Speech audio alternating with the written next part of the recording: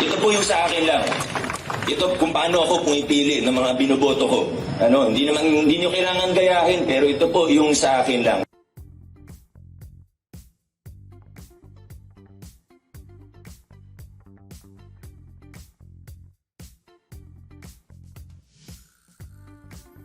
Kung dalawang kandidato, parang similar o hindi ako sigurado kung ako, pipiliin ko na lang yung mas bago. Pipiliin ko na lang kung sino yung hindi gumagastos ng malaki.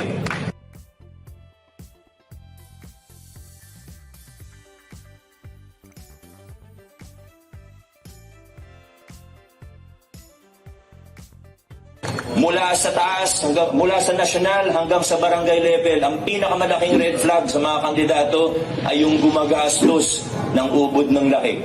Pag nakikita natin, namimili ng boto, pag alam natin, milyon-milyon ang ginagastos, ibig lang sabihin nun, lalo na pag incumbent, ibig lang sabihin nun, yung pinamimigay nila, kung nagpapamudmud din ng pera pag bago mag-eleksyon, ang ibig lang sabihin nun, pwede palang gamitin yung pera na yun sa mga serbisyo ng pamahalaan, pero kinupit nila para sa eleksyon, meron silang panggastos.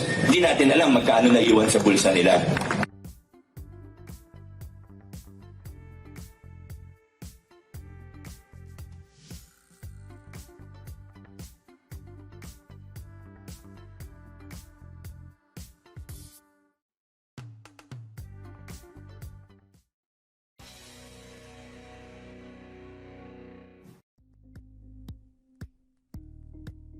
Thank you for watching Politico TV. Please like and subscribe to our channel for more videos.